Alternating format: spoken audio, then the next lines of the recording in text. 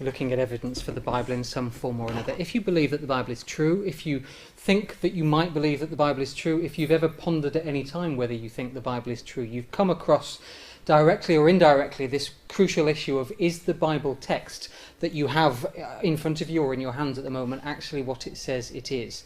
Or to put it another way, is the Bible text that we have today anywhere near the Bible text that was written down 2,000 or more than 2,000 years ago by the people who wrote it? And whether you've accepted that that's yes it is, whether you've ducked the question and you think that you'll pretend that you don't know the answer, that's okay as well. If you actually have some genuine concerns about whether or not the Bible is what it is telling us it is, then for the next half an hour or so we're going to see whether we can explore some of those issues. And I'm just going to reframe the question a little bit and put it like this.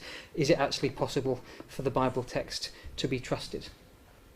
Or to put it another way as well, if all we have in our hands, in our laps today, are copies of old manuscripts, or to be more accurate, if all we have are copies of copies of copies of copies of copies of old manuscripts, and we could go on for a few more minutes as well, then again, is it reasonable to accept what's here that's actually what's right, and can we put it back together again in any way that seems to make sense?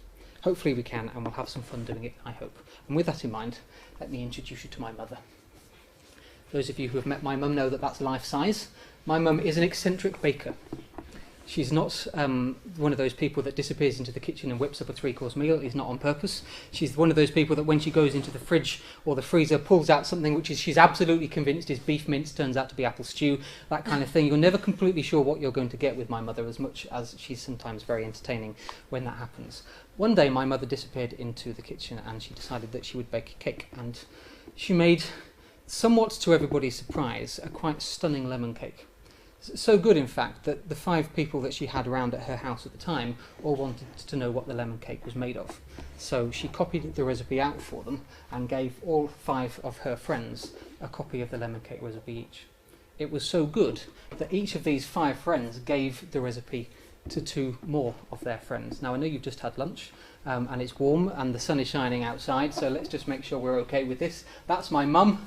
Those are her 5 friends. They've each got a copy, and these are the friends' friends, and there's another 10 copies there. So how many is that altogether? 5 copies of the lemon cake recipe, and there are 10 copies of the lemon cake recipe. Everybody okay so far? It's not going to get much worse, but I'm just making sure that you're all there. My mother, despite being a slightly eccentric cook, is also one of these people who leaves windows open. She likes fresh air, and not surprisingly, when you leave windows open in the kitchen, all of a sudden her lemon cake recipe blew out of the window one day and disappeared off down the road. Stunning though you might imagine it to be, and maybe this is just the company she keeps, all 5 of her friends who had lemon cake recipes also left their windows open, or indeed fed them to the dog, and suddenly 5 copies of lemon cake recipes also disappeared. It's not very believable, this story, but it's trying to make a point, and hopefully we can just stick with it for the time being. So we've suddenly lost our original recipe. Or to use what historians would call, we've actually lost our autograph copy, the one that was written down by the person who came up with the recipe. And we've also lost our 5 immediate copies that you would think have got the most chance of being accurate. What we do have, somewhere, depends where they are, but what we do have are 10 copies of lemon cake recipe. I'm mentioning lemon cake because I know that you're a bit of a lemon cake fan as well, so I just throw that out there. It would have been chocolate cake if you'd not been there. Well, enter me. I like lemon cake, as Sheila actually knows very well. And the fact that my mother has managed to make a lemon cake which blows my mind and then lose the recipe makes me rather upset. So I have to then go and track down, the only way I know how, to track down the 10 copies of lemon cake recipe to manage to, if I can, to put my recipe, put the lemon cake recipe back together. And so I send emails, I make phone calls, I pay house visits, and I managed to come up with 9 of the 10. Which is a pretty good result, actually, when you think about it. And again, when you think about the kind of company that my mother keeps, that's probably a pretty good result. So I look at these and I bring them all together, and my main challenge is, can I put back together again the original lemon cake recipe that my mum came up with? And for the most part, these recipes also all look roughly the same. I suppose there's only so far wrong you can go with the lemon cake recipe. Now, one of them uses pounds and ounces, whereas the others all use grams and kilograms. So in one sense, the first one of these recipes is actually slightly different from the other 8. Now, I guess a question for you, again, just to check you're all still with it. Does that make a material difference to how that lemon cake is going to be baked? all other things being equal. The fact that one of them uses pounds and ounces and the other uses grams and kilograms. What do we think? My wife says no, but that's because she likes lemon cake too. It's not going to make a material difference because we can just convert, so there's not actually much of a problem there. But when we look into it a little bit further, we actually notice that one or two of the recipes have got things in a slightly different order. So one of them might say that you sift the flour and then stir it in, and the others might say that you stir it in without actually bothering to sift. Now again, at the risk of being told off by people who always think you have to sift flour before it goes into a cake, does that make a material difference to the way in which the lemon cake is going to be made? Not really. You might say that there's a minute, tiny difference, but for the most part, no. When we look a bit closer, we find that one of these recipes is actually being copied out by person number 3, who's actually an American. And Americans, as we all know, have slightly different technique when it comes to spelling. They use words like colour that seem to be spelt wrong, for example, and herbs seems to be pronounced altogether differently, although there were no herbs in this lemon cake. And actually, when I look at this third recipe, I look at it and I think that the spellings look a little bit erratic when it comes to the bulk of the others. So again, question for you, does that make a material difference to the way that the lemon cake is likely to be repackaged when we build it together again? Not really. Despite what Americans would tell us, the spelling doesn't really matter. And actually, when I look closely into that lemon cake recipe that's done with the American spelling, I notice that there's another discrepancy, that they've used cup measurements. And people who bake know that American cup measurements are basically for people who can't count, and you just scoop it in and dump it in the bowl, as opposed to actually having to measure stuff out. But again, question for everybody, does that make a material difference? Despite my insults to all races, creeds and colours that are not in this room today, no, it doesn't really. And I guess the point being is we can reconstruct the lemon cake recipe despite one or two minor differences. So not surprisingly, I'm happy, everybody's happy, and we can eat lemon cake because we've managed to put it back together again. Now that's a very silly example, but it's designed to make a really important point. That even though we might find that the copies of the lemon cake recipe have a number of very minor discrepancies between each other, actually it doesn't matter too much when trying to reconstruct that original recipe. And the same comes when we begin to look at the Bible, when we enter what's called the dark arts of textual criticism, and we try to figure out exactly how the Bible itself was put together. That there are a lot of copies of Bible manuscripts out there, but for the very, very overwhelming majority of those, the discrepancies between them are so minor as to not make any material difference. And that's the test that we're going to use for the next few minutes this afternoon. Does it make a material difference when I try to figure this stuff out? Is there something in the way of me understanding it? Or is it merely a minor textual difference that we can figure out together? And hopefully we will see that on the balance of probability, which is really the test that we've applied there, most things that we're looking at are okay. So with that in mind, let's have a look at the manuscript availability for the Bible. Because the crucial point, I suppose, to take away is this, that historical sources are only as good, only as strong, as the records on which they stand.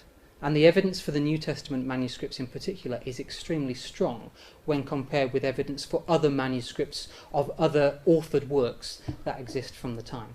And one or two of you know I have a bit of an obsession with this. I'm going to try to limit the obsession this afternoon, but it is really quite, I think, important when we think about how this stuff works. This gentleman with the beard here is Arrian. He was one of the key biographers of Alexander the Great. The gentleman with no head, or only half a head, is Plutarch. It's Plutarch, and he was also a second biographer of Alexander the Great, and they were both writing more than 400 years after the events of Alexander the Great's life that they were describing. They are the two key records for Alexander the Great. So if you want to go and find out about his conquest of India and the way in which he marched across the ancient world, causing havoc in his wake, and became known as one of the greatest military commanders that there's ever been in the history of the world, then you have to go and look in particular at these two people. And yet they're writing more than 4 centuries after the events that they describe. So in terms of a gap between events taking place and records surviving, that's quite a long time. And I guess that's the point that I want to try to draw home from this, is that that's a very long time between events taking place and the records that they describe. Anybody recognise his character? This is Tacitus, and he wrote some annals. He wrote them in about 100 AD, round about 100 AD. The earliest manuscript for the Annals of Tacitus comes from about 850 AD. And then there's a gap to the next one, which is about the middle of the 11th century. So we've got 3/4 of a millennium between the events that he describes when he's actually writing this stuff down and the first surviving manuscript. In other words, you have to take on trust the fact that in that 750-year period, nothing's been changed. That's a massive amount of time. given the way in which historians of the time lean on him for his evidence. Anybody recognise this person? This is Pliny. He wrote letters, including describing what was happening when Mount Vesuvius was erupting. It's about 400 years between the events which he describes, Mount Vesuvius in particular, and the folio, the first surviving folios in the middle of the 5th century for the records of the letters of Pliny. Less than some of the others, but still significantly a long time. You might recognise him. It's Josephus. When I say you might recognise him, you're all meant to say, yes, we recognise him. Finally, we found an old bloke with no hair. Yes, that's Josephus, the primary record for the Jewish wars of the 1st century. So anybody who ever understands what some of the prophecies of the New Testament, which when they're describing the fall of Jerusalem, you turn to Josephus because he's the key person. The earliest surviving records of Josephus or the events that Josephus describes, come about 1000 AD. And there are 9 surviving manuscripts in the 10th and 11th centuries. That's even bigger. And no doubt all of you have a copy of Homer's Iliad on your bedside table. He's got the best beard of the lot. In fact, he looks like he's been attacked by an octopus. And even though the manuscripts from Homer's Iliad are around about 200 or 300 AD, the events which he's recording, or the time in which he's writing rather, is about 800 BC. So we've got a millennium between the events being written down and the record actually first surviving to us. That's the equivalent of me saying, take a pen or paper, write down your recollection of the Norman Conquest. 1066 and all that, write down a couple of paragraphs and tell me what you think. And it's based entirely on hearsay. In other words, we don't doubt these people exist, we don't doubt their records of history, we don't start to question whether or not things have happened, although we do filter it through a particular lens, but the enormous point has to be there's a very big gap between the events that they record and the first record that we actually have of what they say. Anybody know the gap between the New Testament being written down and the first surviving full manuscript that we have? Bearing in mind the numbers I've thrown out at you, you're going to have to hope it's going to be less. First surviving 2 manuscripts, in fact, Codex Sinaiticus and Codex Vaticanus, and they both date to about 350. So when we compare with 1,000, 850, 750, this is considerably smaller. It's still not that small, and we'll have a go in a minute at making it a bit smaller. But the first full surviving manuscript of the New Testament is Codex Sinaiticus, and it was found, not surprisingly, in the Sinai around 350 AD, and I'm not being too precise with the dates, just to make life easy for everybody, but round about 350. So we've closed the window. And I guess the key point with this is, to what extent can you narrow the gap between the events which are being described and the record first being available? Because the narrower that gap, the less chance people have got of interfering with the record. The less chance there is of legend entering in, of somebody saying, oh, actually Alexander didn't just conquer India, but he also went to the moon, and he was an intergalactic space warrior, or whatever else might have filtered in over the years. This is only 300 years or thereabouts from the close of the New Testament. Sorry, 250 years from the close of the New Testament, and that's a considerably smaller window. But we can push it back, I think, even further than this. And we talked about things being life-size earlier. This is spectacularly not life-size. This is the John Rylands Papyrus number 52, and it's about that big. And it's about that wide. It's about the size of your credit card. And you can go and see it in the John Rylands Library in Manchester. I went to see it a few months ago. It is that size. It's impossible to find. They don't signpost it in any way. And when you see it, it doesn't look particularly exciting. But in 1920, the University of Manchester did what universities have a habit of doing, buying a bunch of old stuff and then sticking it in a cupboard. And they bought a whole bunch of manuscripts from Egypt in 1920, and nobody looked at them until 1934, when a man named Colin Williams came along and began to look through the box full of manuscripts, and he came across this one, as I say, size of a credit card, not particularly spectacular, didn't seem to shine out in any way, until he realised that on the front side were some verses from John chapter 18, John 18, 31 to 33 in particular. And then, even more surprising, he noticed that on the other side were some other verses from John 18, verses 37 and 38, which was remarkable for a number of reasons. The first of which was that until that point nobody trusted John as being part of the Gospels, because the assumption was that the Gospel was written in about 380 AD, i.e. centuries and centuries and centuries after the events that John is supposedly recording, and therefore you couldn't trust it. But interestingly, when the man at the University of Manchester discovered that this was printed, or written rather, on two sides, he realised that this was telling him something remarkable. Anybody want to have a guess, just again to keep you awake, at what that remarkable something might have been?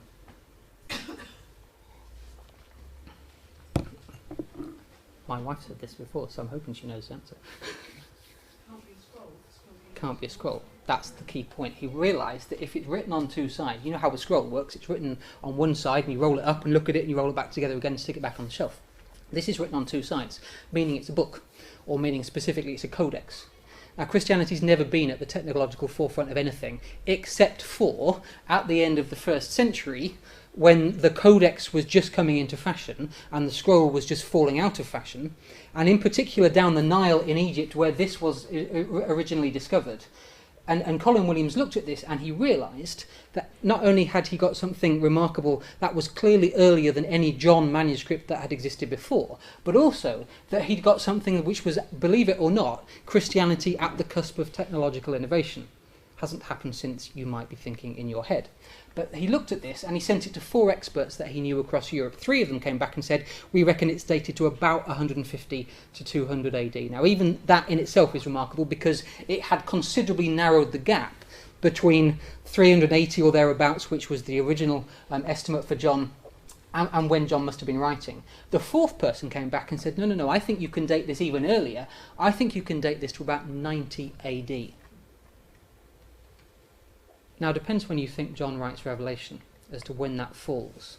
If you're one of the people that thinks John writes Revelation around about AD 85 or AD 90, then you've got something that may well have been written in the lifetime of John himself, copied out in the lifetime of John himself, or certainly in the lifetime of the next generation down. Now, in a world where if something happens, you get a flash on your phone about 15 seconds after it happens. I was at the cricket on Friday night and I watched a wicket fall in real time, and about 8 seconds later my phone buzzed to tell me a wicket had fallen. That's how quickly technology picks up news these days. But the very fact that we got a manuscript 1 generation or thereabouts after John's death was the ancient world equivalent of a news flash. In other words, it made it almost impossible for the records, the manuscript of John, the Gospel of John, to have been tampered with in any way. And when you think about it, to be found, well, where's John writing his letters? Where does John write Revelation? Probably. Where does John write his Gospel? Almost certainly on the Isle of Patmos, in other words, in the Eastern Mediterranean. This is a manuscript which is found all the way down the Nile River where there's a large Christian community, so word has spread to that extent that manuscripts of John are floating around at that time, and people are using them to understand and to read and to recognise the message of the Lord Jesus Christ. That's an ancient world newsflash. And when we're talking about narrowing the gap, when we're talking about 1,000 years between events which are being described and the record first being available, suddenly we've got something which is 30, 40, 50 years. The estimate now for this is about 125 or 130 AD. Things have kind of normalised. But as I say, even with that, we're still talking about a manuscript available 1 generation after John himself is writing this stuff down. And that's like a heartbeat in the ancient world, and we should get really excited about that because it's proof, as close as you can almost get, that these kind of things are being told.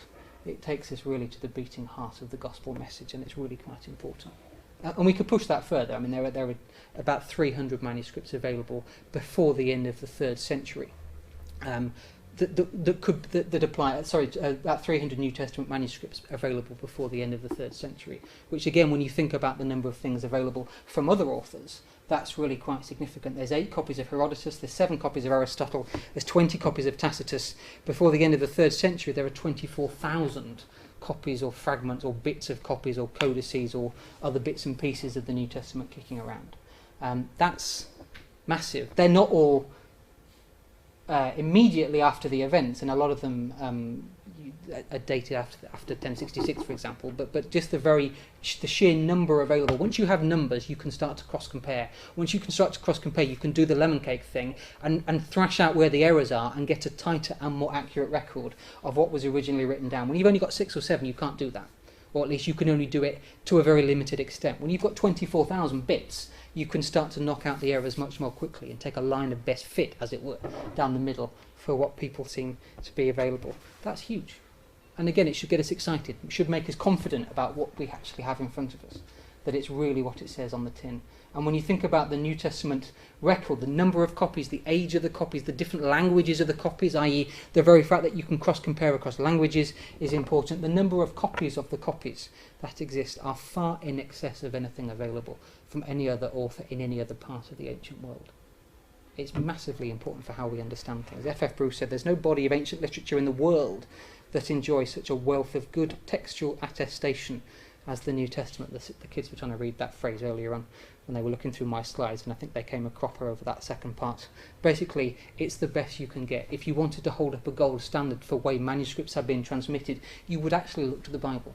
You look specifically to the New Testament for what's available. It's absolutely huge in terms of what's available and how important that is. There's no other body of literature in the world that is as convincing for us as the New Testament actually is. I just want to push this a little bit further. We've been thinking about the number of copies. In other words, we've been looking from the outside. What about if we look to the inside? Let me just try to draw for you on the map what things look like in terms of those the first two characters we had, Arian and Plutarch. So Alexander dies about 323 BC.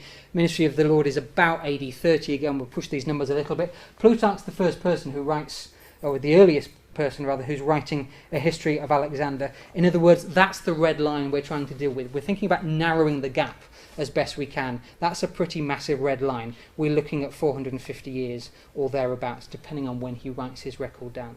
Well, let's think about the New Testament for a minute. What is the... How do I ask this question to you? How does the book of Acts finish? The book of Acts obviously is the preaching record of the New Testament. How does the book of Acts finish? Paul in Rome. What do we know? Do we know anything else of Paul? We know how Paul dies. We know that Paul dies in Rome. It's not part of the biblical record, but we know Paul dies in Rome, and we know that he can't die much after AD 65 or AD 66, something like that. Now, we're not worried too much about that date, but I guess the point being, if Paul, as a number of other records testify, dies before AD 70 in Rome, and the book of Acts writes a dozen chapters about Paul's preaching record, but doesn't include his death, then the obvious assumption has to be that when Luke is writing Acts, and he finishes Acts 28 with Paul under house arrest in Rome, Paul is still alive. Can't imagine that Luke would have finished writing Acts and not recorded that Paul died at the hands of the Jews or the Romans, if indeed he had done. In other words, the book of Acts must be dated to before AD 70. Is that a reasonable way of working that out? It doesn't seem too much of a jump. That you would surely have recorded the death of Paul rather than leaving us, as it were, hanging with him being under house arrest in Rome. In other words, let's put that down. If you date Acts to about AD 62, which seems to be the common assumption, well, there's the ministry of the Lord Jesus. Now, the thing is, Acts is not the first thing that Luke writes.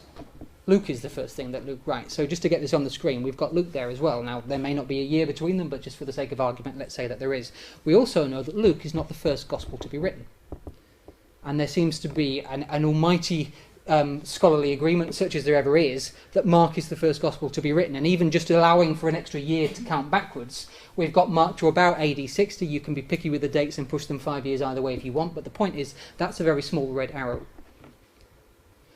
compared with the massive red arrow that we had on the screen for the records of Alexander the Great. That's really important because, again, what we've got is in Luke, we've got an assumption, an internal assumption rather than an external assumption now, that what we're looking at is a record that can be dated to within a generation of the ministry and the death and the resurrection of Jesus of Nazareth, the Lord Jesus Christ, depending on what you prefer to call him. And again, we've managed to get that window down. This is all about narrowing a gap. This is all about saying the less time there is between the event taking place and the record first being written down, then the less chance there is of somebody mucking around with the record, changing things, adding things in, saying actually Jesus was a remarkable person when he really wasn't, or whatever people think might have happened. And we've managed to just break that down and make that a little bit smaller. And that's really quite helpful. Now we can do that again with the reading that we shared together in 1 Corinthians 15. Maybe I can just get you to come across and have a look with me. I'm going to put it on the screen as well, so feel free just to stare at the screen. But if you want to have a look in your own Bible, just come and have a look with me. 1 Corinthians chapter 15. And Paul tells us a number of things here about this key phrase, or these key phrases rather, that he talks to us about.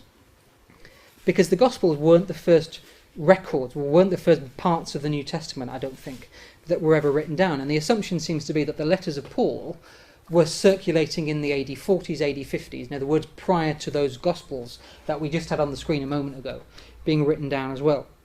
And what we've got here, and what we're trying to find out is, are there signs in Paul's writings that he's using earlier records of something, things even closer to the ministry of Jesus of Nazareth than that 30-year gap that we had on the screen a moment ago? And I think the answer is yes, there is. There are indications in 1 Corinthians 15, and Paul uses quite technical language here to describe what he has, or what he experiences. I delivered to you, he says, as of first importance, what I also received, that Christ died for our sins in accordance with the Scriptures, that he was buried, that he was raised on the third day in accordance with the Scriptures, and then he appeared to all of these people that he lists out for us. Certain things I just want you to hook out from there. One of the things is that it's something that Paul describes of being as of first importance. English Standard Version says it was the primary doctrine. It was the one thing above all things that Paul needed to emphasize in his teaching. And he says that he passed it on to the Corinthians. But it's not where it finishes, because he also tells us that he himself received this teaching from other people before he passed it on to the Corinthians. He was delivered to you that was of first importance, that which I also received, he says. And what was that? Well, it's this teaching here, that Christ died, and he was buried, and he was raised on the third day in accordance with the Scriptures. So before the time that Paul is writing his Corinthian letter, which is in the mid-40s AD, Paul has been given this truth that Jesus died and was buried and was raised again the third day. We've not got a full New Testament manuscript. We've not even got a single book manuscript. What we've got is the kernel of the gospel, there in 2.5, 3 lines, that Paul tells us not only did he pass on to others at this very early stage, but also it was something that he himself received of other people. Now again, we can begin to chart this on the map. There's the ministry of the Lord. Paul is converted. Well, it depends how you want to read your book of Acts as to when Paul is converted, but you can't make it much later than AD 32 without somehow inventing something to shove into the middle of the book of Acts to make that gap a bit bigger. We know that then Paul, when he's converted, goes into Arabia, and wherever he really went, he then goes to Jerusalem, where he meets the apostles. And if we add 3 years to about AD 32, we get AD 35. Now, that arrow is so small I can't even get it on the screen.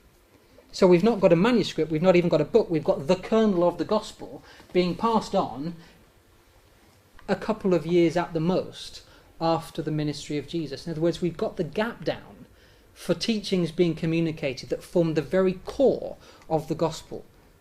And although we might not ourselves read those verses and tease those points out, the point, I guess, to emphasize is, if we're concerned that the gospel message, i.e. the fact that Jesus didn't just die, but also that he was raised from the dead, was somehow invented 500 years later by people who had an axe to grind against somebody else, well, actually that's not true. Because the message that Jesus Christ died and was buried and he rose again on the third day was communicated in some form to the Apostle Paul 18 months, 24 months after Jesus of Nazareth died in around AD 30. That's huge. That's less than a heartbeat of a heartbeat in terms of how we view these records. It's a way of convincing us, above anything else, that this stuff is actually what it says in the pages of our scriptures. And if we're the kind of people who've never doubted this, or we've accepted this, and well, that's fine, and you're in a great position when you think about that. If you're the kind of person who says, you know what, I'm not convinced that this stuff has been passed on without somebody fiddling around with the record, without embellishment, without somebody adding a few wings here and there, or a few intergalactic moon trips, or whatever we were talking about a few moments ago, well then this seems to be the evidence, as close as we can get, using the kind of evidence that historians would trust, that this is a smaller gap really as it's possible to get. Essential Christian beliefs, one writer says, somebody who actually is not convinced of the gospel. Essential Christian beliefs are not affected by textual variants in the manuscript tradition of the New Testament. It goes again to underline the point. You can't actually get away from the fact that these things are there, however much we want to change them. Now, I said half an hour, I've had half an hour, I'm going to buy about 3 or 4 minutes off Andrew if I may, just to gallop backwards for a moment and make one final point about the Dead Sea Scrolls. Because we thought almost exclusively about the New Testament, and we would be remiss if we only thought about that. back in 1947, as most, if not all of you will know, an Arab goat herder threw a stone into a cave, and he expected it to make a clunk, and instead it made a crack, because he'd thrown the stone against a whole bunch of clay jars. And when he climbed up to find out what on earth that noise was all about, he found inside the clay jars a whole series of 1st century or prior to that manuscripts, which later became known as the Dead Sea Scrolls. Now, before that point, the oldest complete manuscript of the Old Testament in Hebrew was, as I'm sure you were all absolutely aware of already, the Leningrad Codex of 1008, and it's the oldest complete manuscript. There is one a little bit earlier, but it's not complete. So that's the oldest complete manuscript of the Old Testament in Hebrew. And just for the record, this was really just an excuse to put some nice pictures of old stuff on the screen, and I liked this one, which is why it's staying up there. That's what the Dead Sea Scroll or the Isaiah Scroll looks like, the Great Isaiah Scroll. Not quite sure why I've got that on the screen other than to show you what it looks like. Here's the window. So if the Old Testament ends about 400 BC, and again, you could fiddle around with that number if you wanted to be very precise. But if it finishes about 400, there's the ministry of Jesus. There's the Leningrad Codex. There's the red arrow. We're talking about making it small. Up until 1947, you had to take on trust that that was a reasonable history gap, that there was nothing at all prior to that point which has somehow jumped in and started to change the Old Testament. And it would not have been unreasonable for you to have said, hang on a minute, 1,000 years for all of these other people with big beards, and you're still talking about the Old Testament at 1,400 years. Well, what the Dead Sea Scrolls did was that they were dated to somewhere between 200 or 100 BC. I mean, it depends which one you look at as to the specific date.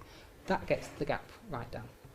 And I guess the point having been made so many times that the differences between the records which were currently being used then and the Leningrad Codex and documents that followed later of the New Testament, there were virtually no significant differences between the older Dead Sea Scrolls and the much later manuscripts, i.e. the Old Testament could be trusted, just in the same way that we've been saying that the New Testament could be trusted. And also, and it gave us a new light on how we view the Septuagint as well. And up until that point, the Septuagint was just the Greek translation of the Old Testament, and you couldn't really trust it because, well, nobody really knew what to do with it. Well, actually, suddenly you could compare the Dead Sea Scrolls here with the Septuagint here, and it looked really quite reasonable, and the arrow got even smaller. We've been talking all the way through about how do I manage to get the gap down? How do I manage to bridge that gap and make it as small as possible between the events which are being described and the manuscripts that actually describe them? The bigger the gap, the less reliable the history. The smaller the gap, the more reliable the history, the more you can trust the records which have been written down. We've seen it for the New Testament, we've seen it for the Old Testament, and as one writer says, the textual evidence of the Dead Sea Scrolls confirms the general reliability and stability of the text of the Old Testament as we have it today. In other words, just as it was for the New Testament, the Old Testament is equally trustworthy, and therefore, because it holds together, we can begin to actually base our lives on it and make decisions on it based on what we read, rather than thinking, well, actually, surely the original writers didn't mean that after all. And that's huge for our discipleship. It's absolutely massive, because firstly, it means there's no hiding place, and we can't just pretend that it's not really there. Secondly, we have to look at it and say, well, if it is the most reliable source manuscript of the ancient world, and if it's claiming a number of key things about one individual in particular, about a creator as well, about the way in which men and women also should react accordingly and do something with their lives, then we have very little place to hide in terms of how we react to that. And it makes us, I think, want to look into this more, because it seems to be so reliable. So if the question at the beginning was, can you trust the Bible? Is the evidence for the Bible reasonable? Does it stack up? Is the lemon cake recipe convincing? Then I think the answer has to be, yes, it is. Thanks, Sam.